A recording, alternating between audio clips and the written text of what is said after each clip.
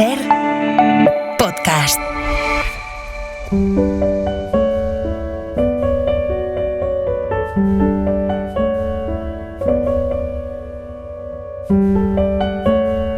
Un libro, una hora.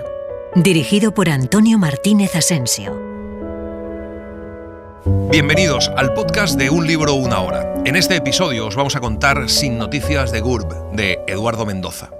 Eduardo Mendoza nace en Barcelona en 1943. Es el autor de La verdad sobre el caso Savolta, que recibió el premio de la crítica, El misterio de la cripta embrujada, El laberinto de las aceitunas o La ciudad de los prodigios, que recibió el premio Ciutat de Barcelona, entre otras muchas obras. Ha recibido el premio Cervantes en 2016 y muchos otros premios, como el Princesa de Asturias de las Letras en 2025. Sin noticias de GURB apareció serializada en el diario El País en agosto de 1990 y en forma de libro en 1991. Es una obra divertidísima, alegre, escrita en un lenguaje coloquial. Es difícil evitar la carcajada. Solo queda disfrutarla. Vamos allá. Día 9, 001 hora local. Aterrizaje efectuado sin dificultad. Propulsión convencional ampliada. Velocidad de aterrizaje 6:30 de la escala convencional restringida. Velocidad en el momento del amaraje 4 de la escala bajo U1 o 9 de la escala Molina Calvo. Cubicaje AZ-0.3. Lugar de aterrizaje 63, 2 entre paréntesis, 28, 47, 63, 94, 78, 36, 39, 47, 39, 37, 49, 27, 49. Denominación local del lugar de aterrizaje: Sardañola. A las 7 horas, cumpliendo órdenes de su superior, GURB se prepara para tomar contacto con las formas de vida reales y potenciales de la zona. Como viajan bajo forma acorpórea y son inteligencia pura, GURB adopta un cuerpo análogo al de los habitantes de la zona, con el objetivo de no llamar la atención de la fauna autóctona. Consulta el catálogo astral terrestre indicativo de formas asimilables y elige para GURB la apariencia del ser humano denominado Marta Sánchez. 15 minutos después, GURB abandona la nave por la escotilla 4. Tiempo despejado, con ligeros vientos de componente sur. Temperatura 15 grados centígrados. Humedad relativa 56%. Estado de la mar llana. 0721. Primer contacto con habitante de la zona. Datos recibidos por GURB. Tamaño de lente individualizado 170 centímetros. Perímetro craneal 57 centímetros. Número de ojos 2. Longitud del rabo 0.00 centímetros. Carece de él.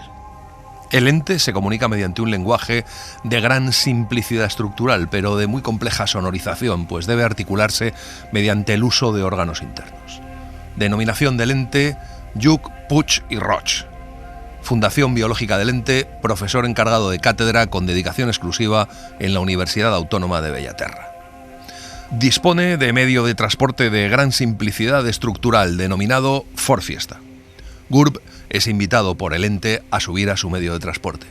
Pide instrucciones. Su superior le ordena que acepte el ofrecimiento. Objetivo fundamental: no llamar la atención de la fauna autóctona. 0723 sin noticias de GURB. 0800 sin noticias de GURB. 0900 sin noticias de GURB. 12:30 sin noticias de GURB. 20:30 sin noticias de GURB. Al día siguiente, a las 10 de la mañana, decide salir en busca de GURB. Antes de salir, oculta la nave y, consultado el catálogo astral, decide transformar la nave en cuerpo terrestre denominado Vivienda Unifamiliar Adosada, calefacción, 3 dormitorios, 2 baños, terraza, piscina comunitaria, 2 plazas de parking, máximas facilidades.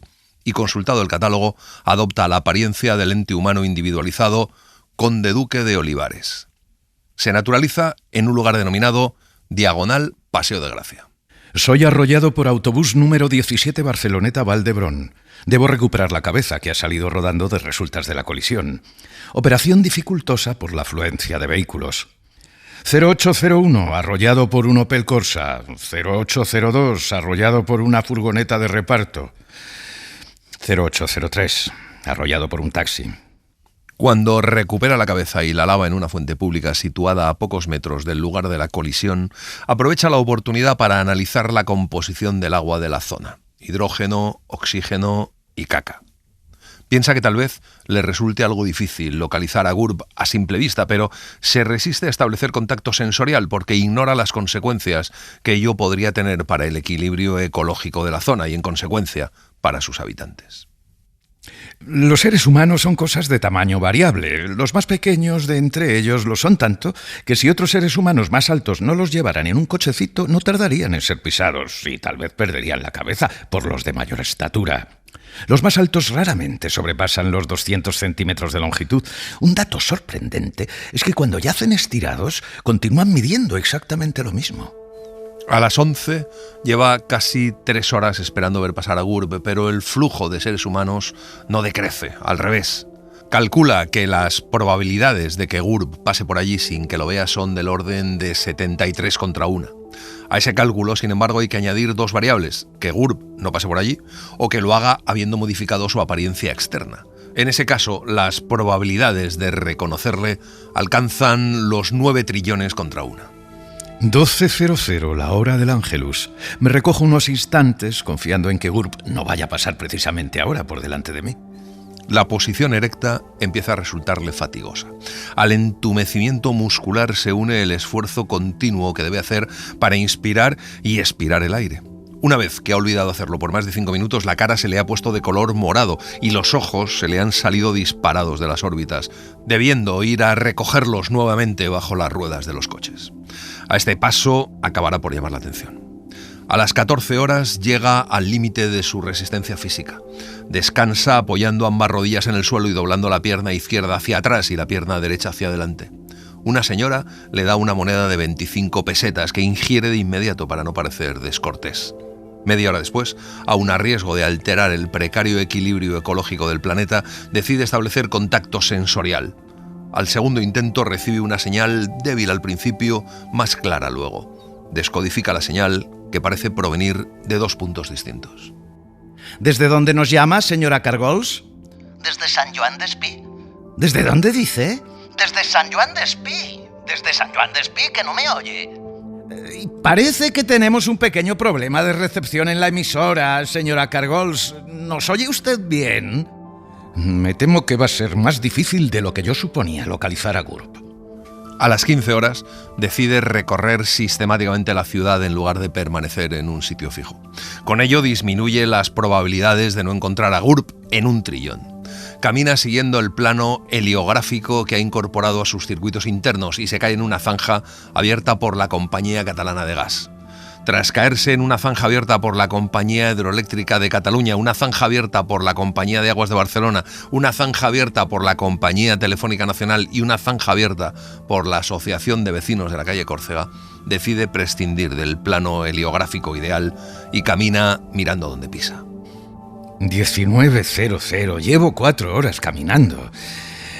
No sé dónde estoy y las piernas no me sostienen. La ciudad es enorme, el gentío constante, el ruido mucho. Me extraña no encontrar los monumentos habituales como el cenotafio de la Beata Madre Pilar, que podrían servirme de referencia. He parado a un peatón que parecía poseer un nivel de mansedumbre alto y le he preguntado dónde podría encontrar una persona extraviada. Me ha preguntado qué edad tenía esa persona. Al contestarle que 6.513 años, me ha sugerido que la buscara en el Corte Inglés. Con la puesta del sol, las condiciones atmosféricas mejoran bastante hasta que encienden las farolas. También los coches encienden sus faros. A las 21:30 no puede dar un paso más. Su deterioro físico es considerable. Se le ha caído un brazo, una pierna y las 2 orejas, y la lengua le cuelga tanto que ha tenido que atarla al cinturón porque ya lleva comidas 4 plastas de perro y un número indeterminado de colillas. Es mejor aplazar las pesquisas.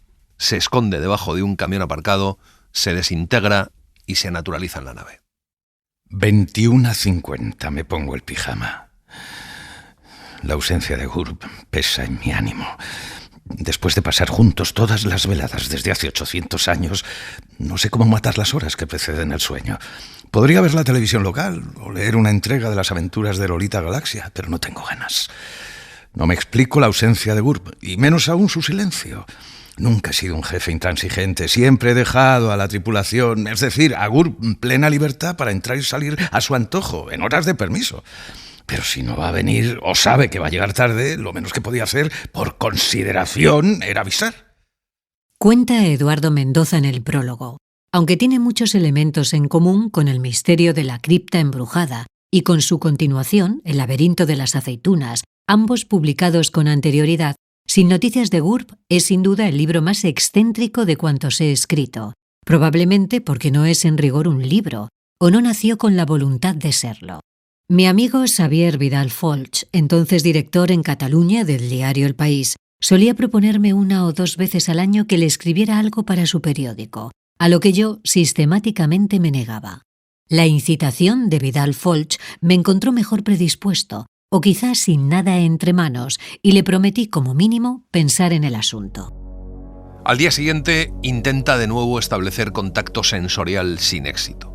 Abandona la nave convertido en somormujo para echar un vistazo a la región desde el aire. Decide proseguir la búsqueda de GURB en una zona periférica habitada por una variante humana denominada pobre. Como el catálogo astral les atribuye un índice de mansedumbre algo inferior al de la variante denominada rico y muy inferior al de la variante denominada clase media, opta por la apariencia del ente individualizado denominado Gary Cooper. Se naturaliza en una calle aparentemente desierta del barrio de San Cosme.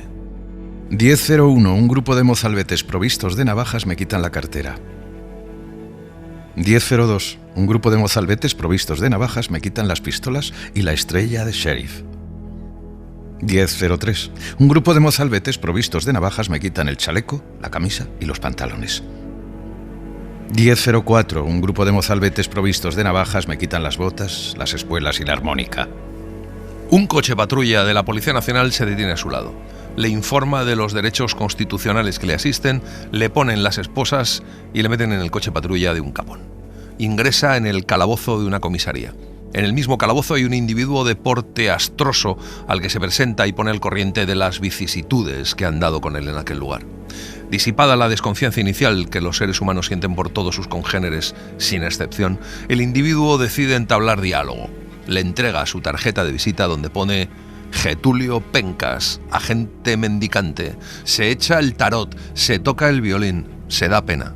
Servicio callejero y a domicilio. 10:50. Mi nuevo amigo me cuenta que lo han trincado por error, porque él en su vida ha abierto un coche para llevarse nada, que pidiendo se gana la vida muy bien y muy honradamente, y que los polvos que la policía le decomisó no son lo que dicen ellos que son, sino las cenizas de su difunto padre, que Dios tenga en su gloria, que precisamente ese día se proponía aventar sobre la ciudad desde el mirador del alcalde. A continuación, añade que la justicia en este país está podrida, por lo cual, sin pruebas ni testigos, solo por la pinta, a buen seguro les mandan al talego, de donde saldrán ambos con sida y con pulgas. Añade que la vida es así y que la riqueza en este país está muy mal repartida. A modo de ejemplo, cita el caso de un individuo que se ha hecho un chalet con 22 retretes. Poco después, un miembro de la Policía Nacional abre la puerta del calabozo y les lleva a comparecer ante el señor comisario. Amedrentado por las admoniciones de mi nuevo amigo, decido adoptar una apariencia más respetable y me transformo en don José Ortega y Gasset. Por solidaridad, transformo a mi nuevo amigo en don Miguel de Unamuno. El señor comisario declara no querer complicarse la vida y ordena que les pongan en la calle. Se despiden a la puerta de la comisaría. Antes de separarse, el nuevo amigo le ruega le devuelva su apariencia original, porque con esa pinta dice que no le va a dar limosna ni Dios. A imitación de las personas que le rodean, decide comer. 14:45. Entro en el restaurante y un caballero vestido de negro me pregunta con displicencia si por ventura tengo hecha reserva. Le respondo que no, pero que me estoy haciendo un chalet con 22 retretes. Es conducido en volandas a una mesa engalanada con un ramo de flores que ingiere para no parecer descortés. Le dan la carta y pide jamón, melón con jamón y melón. Luego se toma un café y la casa le obsequia con una copa de licor de pera. La cuenta asciende a 6.834 pesetas, pero él no tiene un duro, así que se fuma un Montecristo del número 2 mientras piensa cómo salir de ese aprieto. Pretextando haber olvidado algo en el coche, sale a la calle y entra en un estanco y adquiere boletos y cupones de lotería. Manipulando las cifras por medio de fórmulas elementales, obtengo la suma de pesetas 122 millones. Regreso al restaurante, abono la cuenta y dejo 100 millones de propina. Después, reanuda la búsqueda de GURB por el único método que conoce, patearse las calles. Pero de tanto patear, a las 20 horas los zapatos echan humo. Entra en una tienda y con el dinero que le ha sobrado del restaurante se compra un nuevo par de zapatos menos cómodos que los anteriores, pero hechos de un material muy resistente. Concluye el recorrido del barrio de Pedralbes sin haber encontrado a GURB, pero muy gratamente impresionado por lo elegante de sus casas, lo recoleto de sus calles, lo lozano de su césped y lo lleno de sus piscinas. No sé por qué algunas personas prefieren habitar en barrios como San Cosme de triste recuerdo, pudiendo hacerlo en barrios como Pedralbes. Es posible que no se trate tanto de una cuestión de preferencias como de dinero. Se entera de que los seres humanos se dividen en ricos y pobres. La diferencia fundamental entre los ricos y los pobres parece ser que los ricos, allí donde van, no pagan, por más que adquieran o consuman lo que se les antoje. Los pobres, en cambio, pagan hasta por sudar. Parece demostrado que los ricos viven más y mejor que los pobres, que son más altos, más sanos y más guapos, que se divierten más, viajan a lugares más exóticos, reciben mejor educación, trabajan menos, se rodean de mayores comodidades, tienen más ropa, sobre todo de entretiempo, son mejor atendidos en la enfermedad, son enterrados con más boato y son recordados por más tiempo. 21:30, decido regresar a la nave. 22:00, recarga de energía. Me dispongo a pasar otra velada en solitario.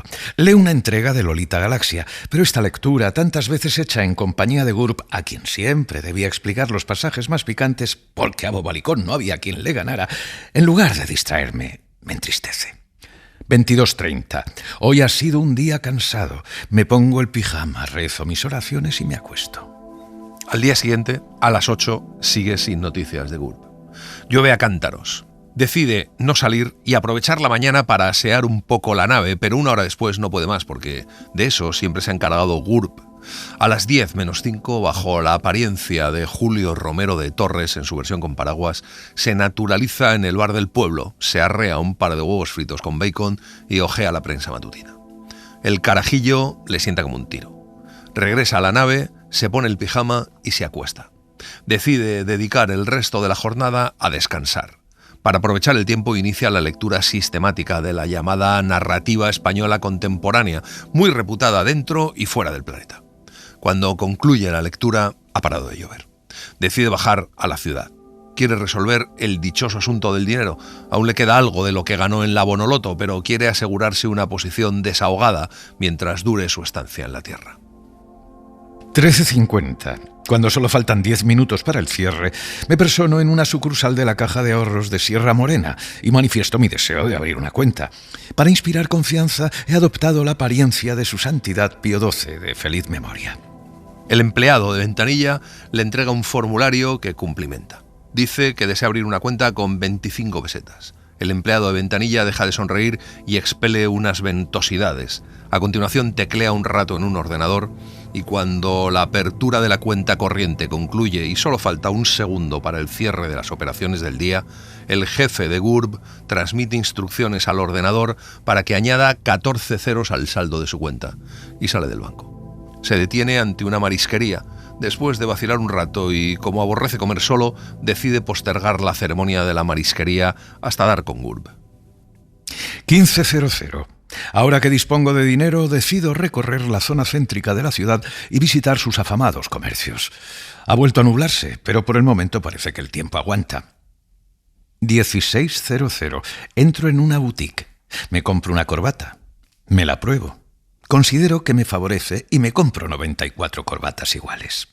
Luego entra en una tienda de artículos deportivos. Se compra una linterna, una cantimplora, un camping gas, una camiseta del Barça, una raqueta de tenis, un equipo completo de windsurf y 30 pares de zapatillas. Entra en una charcutería y se compra 700 jamones de pata negra. Entra en una frutería y se compra medio kilo de zanahorias. Entra en una tienda de automóviles y se compra un Maserati. Entra en una tienda de electrodomésticos y se lo compra todo. entra en una joyería y se compra un Rolex de oro automático, sumergible, antimagnético y antichoque, y lo rompe in situ. Decide que el dinero no da la felicidad, desintegra todo lo que ha comprado y continúa caminando con las manos en los bolsillos y el ánimo ligero. Mientras pasea por las Ramblas, el cielo se cubre de nubarrones y retumban unos truenos. 20:42. Por culpa de mi puñetera radiactividad, me caen 3 rayos encima. Se me funde la hebilla del cinturón y la cremallera de la bragueta. Se me ponen todos los pelos de punta y no hay quien los domeñe. Parezco un puercoespín. 20:50. Todavía cargado de electricidad estática, al tratar de comprar la guía del ocio, pego fuego al kiosco. Caen 4 gotas, y cuando parece que la cosa no va a ir a más, descarga una tromba de agua tan salvaje que las ratas salen de las alcantarillas y se suben a Colón, por si acaso. Se refugia en un tascorro. Salchichones, longanizas, chistorras y otras estalactitas riegan de grasa a la parroquia, compuesta por 7 u 8 individuos de sexo biológicamente diferenciado, aunque no visible, salvo en el caso de un caballero que al salir del excusado se olvida de guardarse la pirulina. Como el aguacero le ha calado hasta los huesos, pide un vaso de tinto para entrar en calor. Con un palillo intento pinchar una tapa, pero ante mi asombro las tapas salen corriendo por el mostrador. Se entretiene escuchando la conversación de los parroquianos. El lenguaje de los seres humanos, sin descodificar, le parece trabajoso y pueril. Hablan a gritos, con acompañamiento de ademanes y muecas horribles, y aún así, su capacidad de expresión es limitadísima, salvo en el terreno de la blasfemia y la palabra soez. Mientras reflexiona sobre ese punto, el camarero le va llenando el vaso y cuando se da cuenta ya lleva medio litro de clarete en el cuerpo. Se ríe sin causa y el parroquiano que está a su lado le pregunta si tiene monos en la cara o qué. 22:05. Un parroquiano, no el que tiene monos en la cara, sino otro, me señala colocando el dedo índice de su mano derecha en la punta de mi nariz y dice que mi cara le suena. El que me haya reconocido bajo la apariencia y sustancia del Santo Padre me indica que debe de ser persona devota y, por lo tanto, digna de toda confianza. Para desviar su atención, invita a una ronda. El camarero dice que acaban de salir de la cocina unos callos que están de rechupete. Pone sobre el mostrador algunos billetes, 5 millones de pesetas, y dice que por dinero no ha de quedar, pero el parroquiano devoto dice que ni hablar, que los callos corren de su cuenta. De pronto una mujer que acaba de tumbar la segunda botella de anís se mete la mano en el escote y la saca llena de unos billetes sucios y arrugados que arroja sobre el mostrador. Otro parroquiano, creyendo que aquellos billetes son los callos, se come 4 de un bocado. La mujer afirma que ella invita. El parroquiano piadoso replica que a él no le invita ninguna mujer. Explica que los tiene muy bien puestos. Como los callos no aparecen, los reclama golpeando el mostrador con un cenicero. Rompe el cenicero y desportilla el mármol del mostrador. El camarero sirve vino. Salen finalmente de la cocina los callos andando por su propio pie y poco después se monta una pelea en el bar y acaba entrando la Policía Nacional blandiendo porras y todos acaban en comisaría. Regresa a la nave a las 9:45. No hay ningún recado en el contestador. Hace una recarga energética, se pone el pijama y se levanta a las 13 horas, muy aliviado. Pero a las 15 horas se produce un apagón en la nave. GURB es el que se encarga de hacer funcionar y reparar esas cosas. Él toca algo que no debería tocar porque se extiende por la nave un hedor insoportable. Entonces adopta la apariencia y virtudes del almirante Yamamoto e intenta achicar la nave con un cubo, pero termina renunciando. A las 16:17 abandona la nave. Por si a GURB se le ocurre volver durante mi ausencia, dejo esta nota enganchada en la puerta. GURB, he tenido que abandonar la nave, con honor. Si vienes, deja dicho dónde se te puede localizar en el bar del pueblo, señor Joaquín o señora Mercedes. Y a continuación se presenta en el bar del pueblo. Le dice a la señora Mercedes que si va un ser de la apariencia que sea, que tome el recado. Luego se traslada a la ciudad en un transporte público denominado Ferrocarril de la Generalitat. Tiene que buscar un sitio para pasar la noche. Cuando lleva 1 hora recorriendo hoteles, se entera de que no hay una habitación libre en toda la ciudad, porque se está celebrando un simposio sobre nuevas formas de rellenar los pimientos del piquillo, y han acudido expertos de todos los países. Otra hora de búsqueda y cierta práctica en el arte de dar propinas le proporcionan habitación con baño y vistas a una obra pública de cierta envergadura. El recepcionista le asegura que por la noche se interrumpirán los trabajos de perforación y derribo. En un local cercano al hotel pide e ingiere una hamburguesa que es un conglomerado de fragmentos procedentes de varios animales. A las 22:50 se mete en la cama. Lee las memorias de don Soponcio Velludo, 40 años en el catastro de Albacete. 24:00. Cesan los trabajos en la vía pública. Rezo mis oraciones y apago la luz. Todavía sin noticias de GURB. 03:01. De resultas de los trabajos efectuados en la vía pública, se ha producido un escape de gas. Los clientes del hotel somos evacuados por la escalera de incendios. 04:53. Se produce un incendio en las cocinas del hotel. Los clientes del hotel somos evacuados por la escalera principal, pues la escalera de incendios está envuelta en llamas. 06:00. Las máquinas excavadoras entran en funcionamiento. Continúa Eduardo Mendoza. En Nueva York había empezado a escribir una obra de ciencia ficción en tono humorístico, sin propósito alguno, más por la necesidad de emborronar papel que por otra razón. Cuando me puse a escribir aquella fábula, acababa de ver una película cuyo argumento no había entendido, pero cuyas imágenes me habían producido una gran satisfacción. Supongo que fueron estas imágenes las que me impulsaron a imaginar aquella historieta, cuyo argumento, por lo demás, es muy poco original. Estaba más emparentado con las fábulas morales del siglo XVIII, por ejemplo, con los viajes de Gulliver, que con las auténticas novelas de ciencia ficción. A las 7 de la mañana se persona en el bar de la señora Mercedes y el señor Joaquín, justo cuando la señora Mercedes está subiendo la persiana metálica. La ayuda a bajar las sillas que el señor Joaquín ha subido la noche anterior sobre las mesas, para facilitar el barrido del establecimiento. Nadie ha preguntado por él. Le hacen una tortilla de berenjenas y se la toma con 2 rebanadas de pan con tomate y una caña de cerveza mientras hojea la prensa matutina. Lee atentamente los anuncios para ver si puede alquilar un piso. La cosa está peluda, mejor comprar. 09:30. Me persono en una agencia inmobiliaria. Para causar una impresión favorable he adoptado la apariencia del duque y la duquesa de Kent. Soy conducido a una sala donde guardan turno varias personas. Visita el piso que acaba de comprar. No está mal. Hay que hacer cocina y baños, pero esto no le inquieta porque no sabe cocinar y no se baña jamás. A las 21:30 se mete en la cama a leer.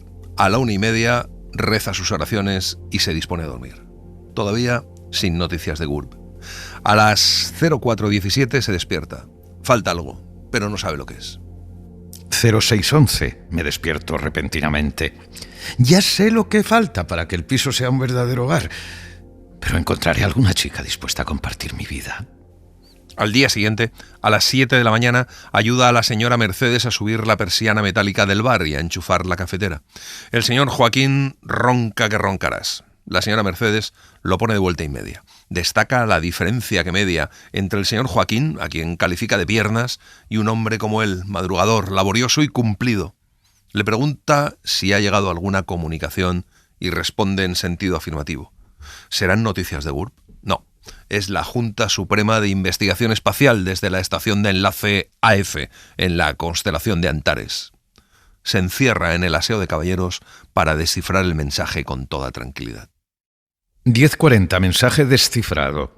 La Junta Suprema quiere saber por qué Luisito Suárez no ha seleccionado a Luis Milla. Imposible responder sin el instrumental que se ha quedado en la nave. Regresa a casa en metro. Durante el trayecto va mirando a las chicas que suben y bajan. Decide dedicar la tarde a estudiar el tema de las mujeres. Ensaya ante el espejo algunas posibles apariencias. A las mujeres hay que entrarles por los ojos y la primera impresión cuenta muchísimo. A las 20:30 decide dar una vuelta para despejarse. Pocas ciudades en la Tierra pueden ufanarse de tener una oferta cultural tan variada como la de Barcelona. Por desgracia, el horario de los espectáculos no siempre coincide con la conveniencia de los ciudadanos. 24:00. Regreso a casa, todavía sin noticias de GURB. Pijama, dientes... Jesucito de mi vida, ya a dormir. Al día siguiente, a las 7 de la mañana, ayuda al señor Joaquín a subir la persiana metálica y a poner bien las sillas. Mientras trabaja, se interesa por la señora Mercedes. El señor Joaquín le informa que su esposa ha pasado una noche del loro y se ha ido temprano al dispensario. A las 9:10 llega la señora Mercedes en un taxi, pálida pero sonriente. El diagnóstico es optimista. Quiere ponerse a fregar los platos, pero se lo prohíben. Lo que le conviene es reposo, reposo y reposo. Me pongo el delantal y friego los platos, tazas y vasos. Rompo 2. 10:00. Regreso a Barcelona. Realmente, las chicas que van en el metro están más buenas que el pan. Estoy por dirigir la palabra a varias, pero me abstengo. No quiero que me tomen por un frescales.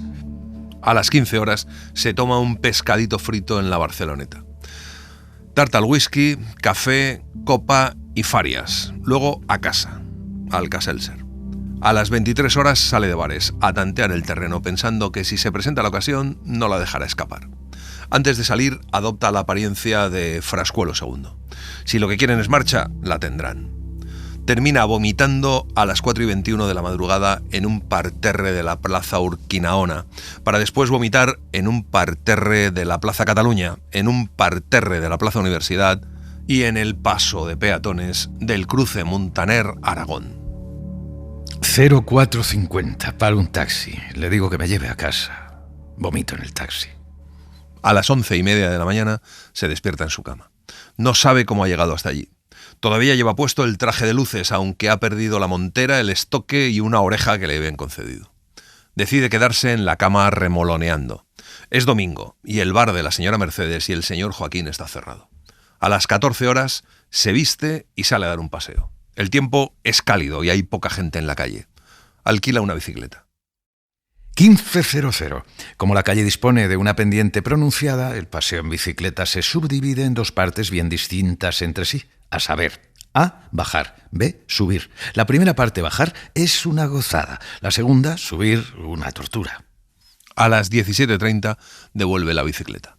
El ejercicio le ha abierto el apetito. Encuentra abierta una churrería y se come 1 kilo de churros, 1,5 kilos de buñuelos y 3 kilos de pestiños. Se sienta en un banco de la calle a hacer la digestión. Cuando regresa a casa se encuentra en el portal a la vecina del tercero primera y a su hijo. Han dejado el coche en doble fila mientras ella descarga bolsas y paquetes.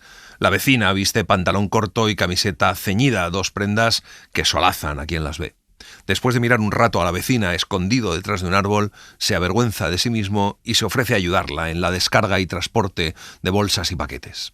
Ella rehúsa la ayuda. Él insiste y la vecina le permite cargar una bolsa de plástico llena de embutidos. Finalizada la descarga y transporte de bolsas y paquetes del coche al ascensor, suben en el ascensor. Aprovecho la proximidad para calibrar las medidas corporales de mi vecina. Estatura de mi vecina, de pie, 173 centímetros. Longitud del pelo más largo, zona occipital, 47 centímetros. Del más corto, zona supralabial, 0,002 centímetros. Distancia del codo a la uña, dedo pulgar, 40 centímetros. Distancia del codo izquierdo al codo derecho, 36 centímetros en posición de firmes. 126 centímetros con los brazos en jarras. La vecina le agradece la ayuda prestada y añade que le invitaría a pasar, pero que el niño está agotado. Entretenido con la vecina, llega por los pelos a misa de 8. Y llega a la churrería cuando ya están echando el cierre. Se lleva todas las existencias. Se come todo mirando a la televisión. Le gusta a su vecina. A veces uno busca lejos lo que tiene bien cerca. Al día siguiente, a las 7 de la mañana, se persona en el bar de la señora Mercedes y el señor Joaquín. Ambos están cerrando la persiana metálica. La señora Mercedes ha vuelto a pasar mala noche y el señor Joaquín la va a acompañar al dispensario para que la reconozcan. Les propongo hacerme cargo del local hasta su regreso. El señor Joaquín y la señora Mercedes se niegan. No quieren ocasionarme ninguna molestia. Le convenzo de que no es ninguna molestia, antes al contrario. A las 7:40 empieza a preparar bocatas, pero a medida que los hace, se los zampa. No encuentra por ninguna parte las jarritas de cerveza, así que bebe aplicando los labios al caño. Le sale espuma por todos los poros. Entra el primer cliente, pide un café con leche. La cafetera no se ha calentado, así que opta por meterse el enchufe de la cafetera en las fosas nasales y transmitirle parte de su carga energética. La cafetera se funde, pero sale un café riquísimo. 0835, sirvo el café con leche al primer cliente. Con los nervios se me derrama la mitad. Todavía me cuelga de la nariz el cable eléctrico y me doy cuenta demasiado tarde de que en vez de leche he puesto cucalé en el café. Temperatura 21 grados centígrados, humedad relativa 50%, vientos flojos del nordeste, estado de la mar rizada. Todo es un desastre, pero cuando regresa al bar el señor Joaquín no le importa nada, porque a la señora Mercedes la tienen que operar. A las 14 horas llega al lugar donde estaba la churrería y ya no está. Resulta que la churrería es en realidad un remolque. Los días laborables a primera hora de la mañana suele encontrársele en la parte alta de la Bonanova, donde la concentración de colegios es mayor. Regresa a casa. Al pasar frente a la puerta del piso de su vecina, se detiene. En el interior suenan voces. Desmonta el timbre, se introduce el cable eléctrico en las orejas y escucha, pero rápidamente se avergüenza de hollar de ese modo la intimidad de su hogar, deja los cables colgando de la caja y continúa subiendo las escaleras.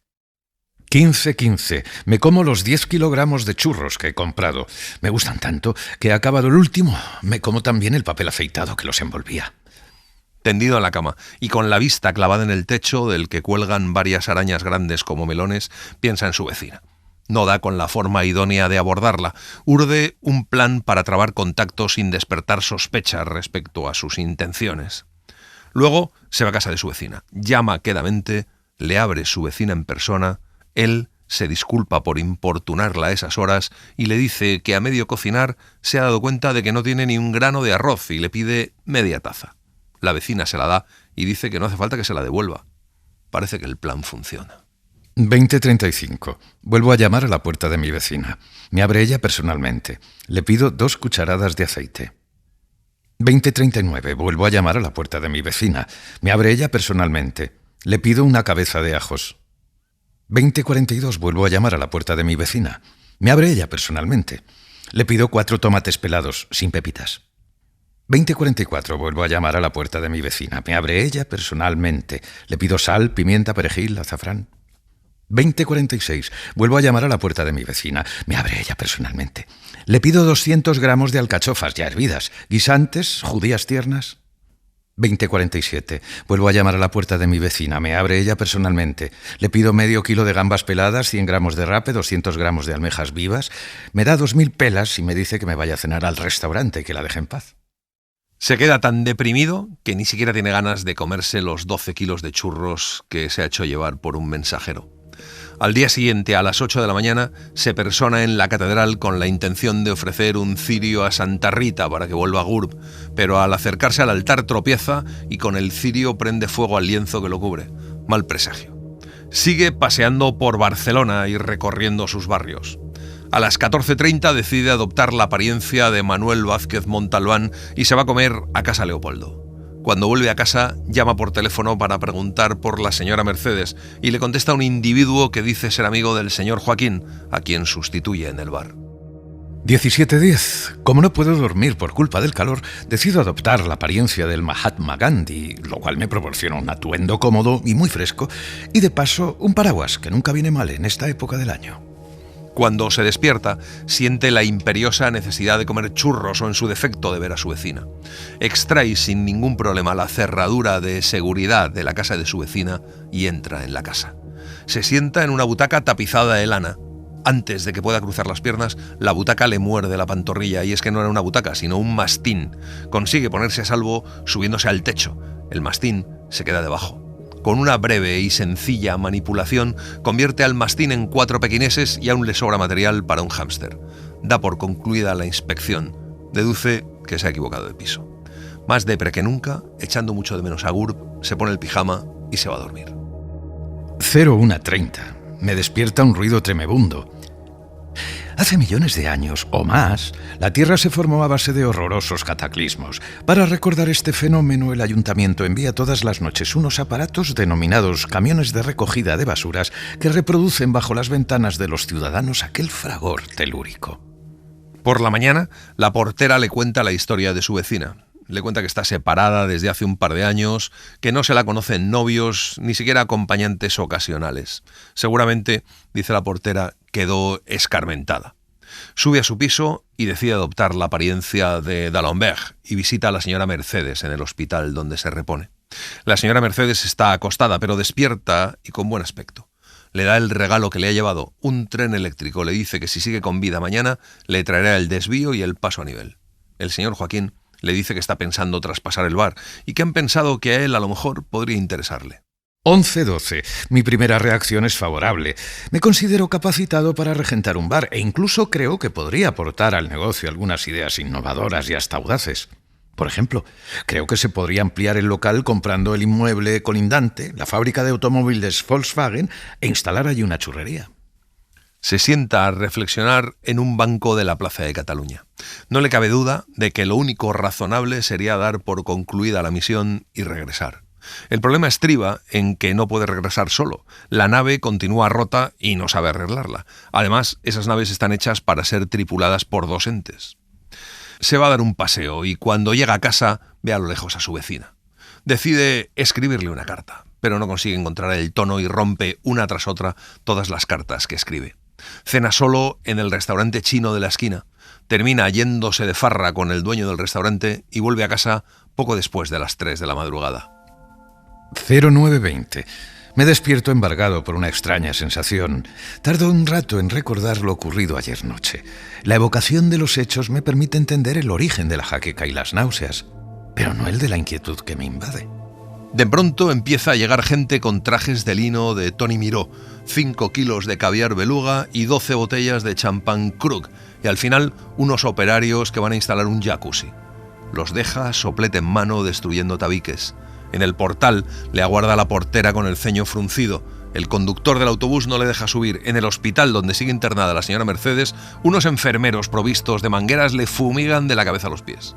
Cuando vuelve a salir a la calle, unos niños le arrojan bosta de hipopótamo que han ido a buscar expresamente al zoo para la ocasión. Ningún taxi se para por más que haga aspavientos. 12:35. Entro en mi piso. Los operarios se han ido, pero han dejado instalado el jacuzzi, una sauna, una pista de baile, una piscina climatizada, 2 barras americanas, un Nautilus, una sala de juego y un fumadero de opio. Y todo en un piso de 60 metros cuadrados. Se sienta en el trampolín a reflexionar sobre lo que está pasando, pero un ruido le saca de su abstracción. Alguien ha deslizado un sobre por debajo de la puerta. El sobre no lleva remitente. Dentro hay una sola hoja impresa cuyo contenido es el siguiente. Hola Titi, ¿quieres pasarlo chupi guay? Pues si eres solvente, ven a vernos. Máximo confort y discreción, ambiente selecto, venta y alquiler de vídeos. Carretera de Pedralbes sin número, a 5 minutos del Up and Down. No sabe quién se lo envía, pero está convencido de que ahí se encuentra la clave del misterio. Para introducirse en esos ambientes decide adoptar la apariencia de Gilbert Bécaud, vestido de ninja. Se dirige a una tienda de automóviles. Al vendedor le explica que quiere un Aston Martin blanco dotado de un mecanismo adicional mediante el cual el vehículo suelta una andanada de tachuelas por la parte posterior. El vendedor me responde que el modelo que busco está pedido, pero aún no ha llegado. Por el mismo precio me vende un Seat 850 furgoneta que también anda echando tornillos y roscas por el tubo de escape. Detiene el coche ante una discreta puerta metálica protegida por 2 empleados de una agencia privada de seguridad, 2 guardias civiles, 2 mozos de escuadra, 2 geos, 2 representantes de Icona y un destacamento de la división acorazada Brunete. No le dejan pasar. Así que intenta acceder por el conducto del aire. Una vez dentro, le pasan 1000 aventuras, pero las horas pasan sin aportar ninguna de las pistas que ha ido a buscar a ese local. Termina saliendo de madrugada, abrazado a un ejecutivo que le cuenta su triste vida. Vuelve a casa en taxi. La hostilidad del vecindario va en aumento. Se mete rápido en casa cuando alguien desliza un nuevo sobre por debajo de la puerta. El sobre tampoco lleva remitente. Dentro hay una hoja impresa. ¿Qué? ¿Lo pasaste bien anoche? Pues hoy lo puedes pasar aún mejor si vienes a verme. Soy un tocinillo de cielo con almíbar y miel, aromas y conservantes. E413, E642, solo para tu boquita de tigre. Calle del Turrón de Yema 5, Ático 2A, esquina Travesera de las Corts, P.S. Olvídate de tus vecinos, que son unos ordinarios. A las 20 horas se encamina al lugar de la cita.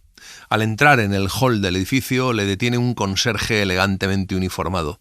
Decide darle un billete de 5.000 pesetas y el propio conserje sube con él en el ascensor, tarareando por lo bajo para que no echen falta el hilo musical, llama al timbre, abre la puerta y un caballero le dice que la señorita le está esperando. Una voz le indica que pase. ¿Será posible? Es GURB. 0240. Nos dan las tantas contándonos nuestras respectivas aventuras. Tampoco GURB ha tenido suerte. Discuten un rato acaloradamente hasta que interviene el mayordomo para recordarles que 2 extraterrestres en misión espacial no deberían perder el tiempo peleando como verduleras. GURB le enseña el piso a su jefe. Ideal. Lo ha elegido todo personalmente. Abre una puerta y hay una sauna que GURB utiliza para mantener calientes los churros. Mientras el jefe se pone morado de churros, le pregunta a GURB si ha sido él el causante de sus recientes desgracias. Y GURB responde que sí, que no podía permitir que su jefe acabase despachando cortados en el bar del señor Joaquín y la señora Mercedes. Deciden irse a dormir. 03:30. GURB se acuesta en su cama, yo en el sofá del living. Dejamos la puerta entreabierta. Buenas noches, GURB. Hasta mañana. Que descanses. Tú también. Felices sueños, GURB. 04:10. GURB. ¿Qué? ¿En qué piensas? En nada, ¿y tú? En que ahora que nos hemos encontrado podremos volver por fin a nuestro querido planeta. 04:20. Oye, ¿qué, GURB? ¿Tú tienes ganas de volver a nuestro querido planeta? Pues claro, ¿tú no? Ay, chico, no sé qué decirte. La verdad es que aquello es un rollo patatero. El jefe le pregunta a GURB qué alternativa le ve.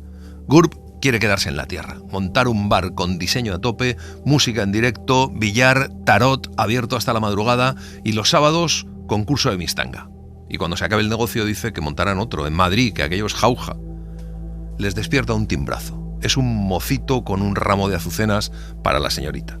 Luego llevan una caja de trufas heladas, un cestillo con productos de baño y al final llega un mocetón que le pregunta quién es él y le pega una paliza. 10:40. Me curo las heridas con agua oxigenada. Estoy tan lleno de magulladuras que me transformo en Tutmosis II y así me ahorro el trabajo de ponerme vendas. Cuando sale del baño de curarse, GURB le llama desde la terraza. Ha preparado el desayuno y lo ha servido en una mesita de mármol bajo el parsol. El jefe pregunta a GURB si lo que decía anoche iba en serio. GURB dice que por supuesto. El jefe pregunta si en el concurso de mistanga él podría hacer de presentador y ponerle la banda a la ganadora. GURB dice que sí. El jefe recoge el desayuno. Pregunta a GURB que a qué hora se come en esa casa y GURB dice que él ha quedado. Se ducha, se perfuma, se peina, se viste, se pinta y se va. El jefe recoge la ropa que ha dejado tirada por todas partes. 14:50. En la nevera no hay más que una botella de cava medio vacía, una orquídea mustia y unas probetas, cuyo contenido prefiero no analizar. 15:00. Como en la barra de Casa Vicente. Ensalada del tiempo, gazpacho, macarrones y pollo, 650 pesetas. Pan, bebidas, postre y café aparte. Con el IVA y la propi me sale por 900. De vuelta en el pisito de GURB, revisa la correspondencia. Ve 2 álbumes de fotos y recortes de prensa. GURB en Satuna, GURB en el Palacio de la Zarzuela, GURB en los Sanfermines, GURB con un desconocido en lo que podría ser una calle de París, madrina del buque lanzatorpedos José María Pemán, en una terraza de la Castellana con los 2 Albertos, entrando en Sotheby's, en una terraza de la Castellana con los 2 Marcelinos. Cena solo. 24:30. Me lavo los dientes, rezo mis oraciones y me acuesto en el sofá. Sin noticias de GURB. No consigue pegar ojo. A las 4 se levanta. Pasea piso arriba, piso abajo para calmar los nervios. Como no conoce la distribución del mobiliario, se da con todos los cantos en las espinillas. Al final, se sienta en la mesa, toma papel y rotulador con la intención de escribir a GURB. Rompe las 2 primeras cartas. Se queda con la tercera. 04:50. Querido GURB, ahora que se acerca el verano, creo que ha llegado el momento de partir. Engancha la carta en el espejo del boudoir con una gota de pega, relee lo escrito, decide adoptar la apariencia de Yves Montand y cantar con mucha expresividad «Si vous avez peur des chagrins d'amour, évitez les belles».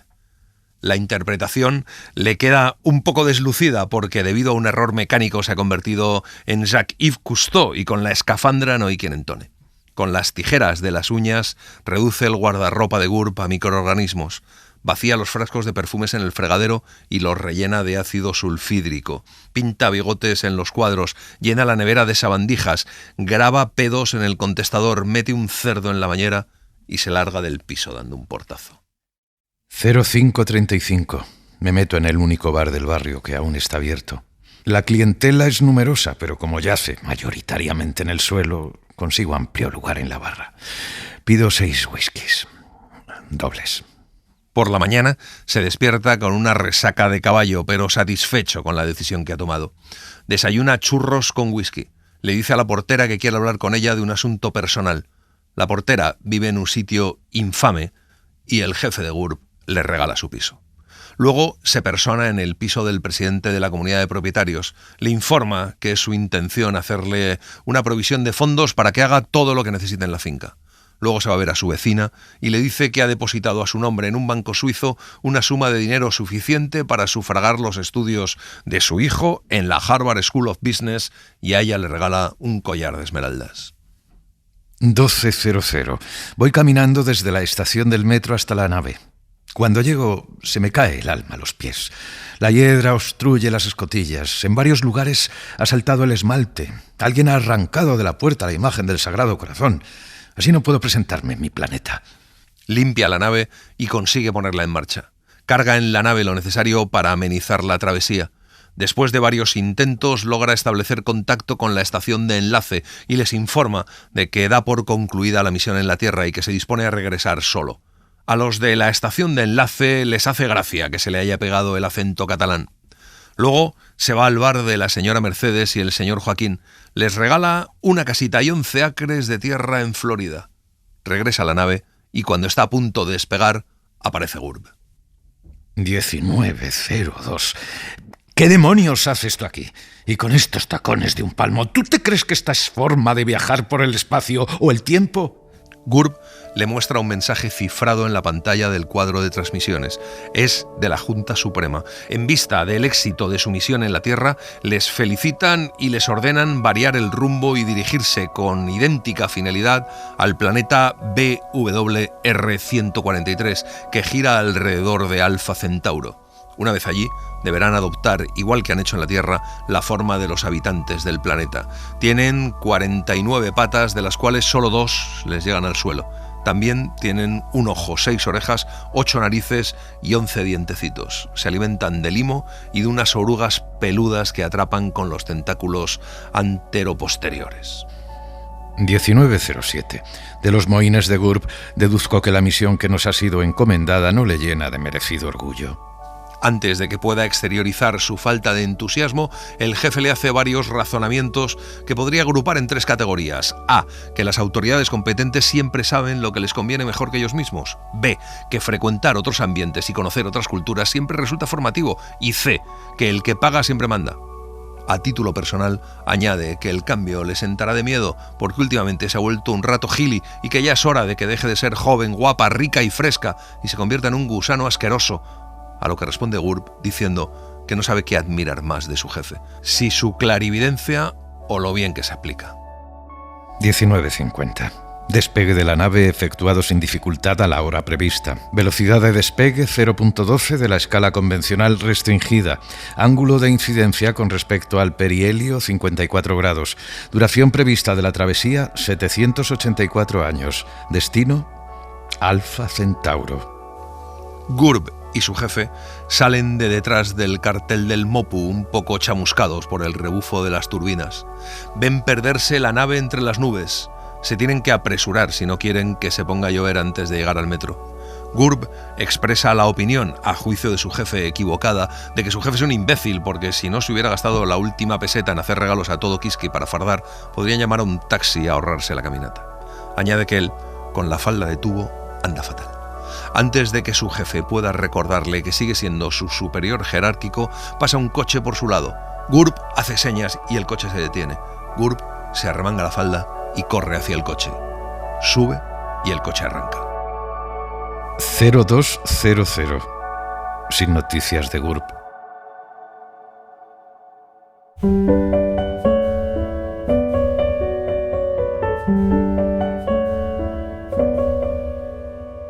Y así les hemos contado Sin noticias de Gurb, de Eduardo Mendoza. Hemos seguido la edición de la editorial Seix Barral, con prólogo de Eduardo Mendoza, del que hemos citado varios fragmentos. Gracias por estar ahí y gracias por leer. Un libro, una hora, en la cadena SER.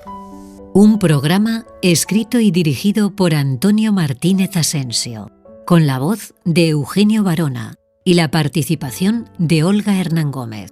Diseño sonoro de Julia García Soto.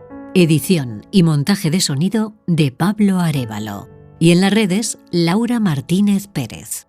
Para no perderte ningún episodio, síguenos en la aplicación o la web de la SER, Podium Podcast o tu plataforma de audio favorita.